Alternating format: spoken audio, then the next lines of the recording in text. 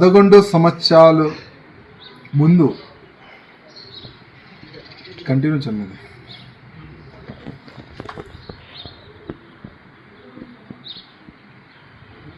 11 years ముందు నేను Bharatiya Janata party ఒక కార్యకర్తగా నేను భారతీయ జనతా పార్టీలో చేరినాను.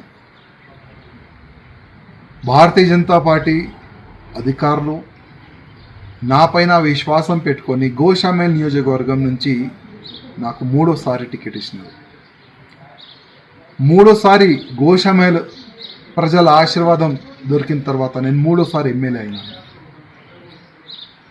కంటిన్యూగా నా గోషామేల్ ప్రజలు సేవ చేసుకుంటా కంటిన్యూగా దేశం పట్ల, హిందూ సమాజం పట్ల, గౌమాత గురించి, లవ్ జిహాద్ గురించి నేను పోరాడుతూనే ఉన్నాను.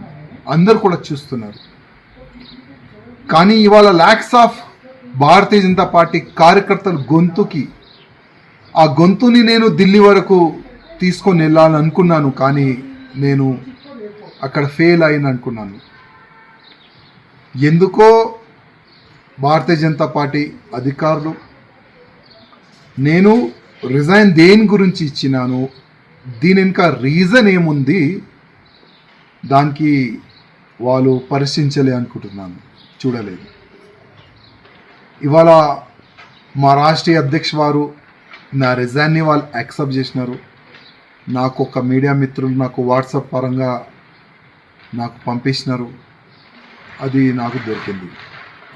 కానీ ఇవాళ నుంచి కంటిన్యూగా నా దేశానికి, నా భారతదేశానికి హిందూ రాష్ట్రంగా చేయాలని, గోమాతని రక్షించడానికి, లవ్ జిహాద్ కానీ అన్ని విధాలుగా ప్రతి ఒక్క హిందూ కార్యకర్తకి ఒక ఛత్రపతి శివాజీ మహారాజ్ లాగా తయారు చేయడానికి ఇప్పటి నుంచి నేను ఇంకా అగ్రెసివ్గా నేను పనిచేస్తానని ప్రతి ఒక్క హిందూ కార్యకర్తకి నేను హామీ ఇస్తున్నాను. ఏ కార్యకర్త కూడా భయపడద్దు, ఏ కార్యకర్త కూడా బాధపడద్దు.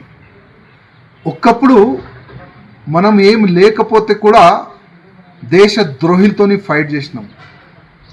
3సారి ఎమ్మెల్యే అయిన తర్వాత కూడా దేశ ద్రోహులతోని, ధర్మ ద్రోహులతోని ఫైట్ చేసినాం.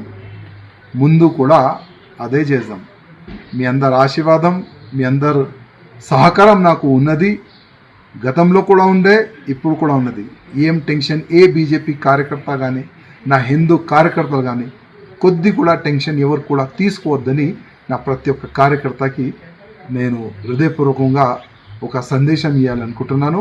ప్రతి ఒక్క బీజేపీ కార్యకర్త, గోషామేల్లో ఉన్న కార్యకర్తలకి నా హృదయపూర్వక ధన్యవాదాలు. 3వసారి నాకు ఆశీర్వాదం ఇచ్చినందుకు. జై శ్రీరామ్.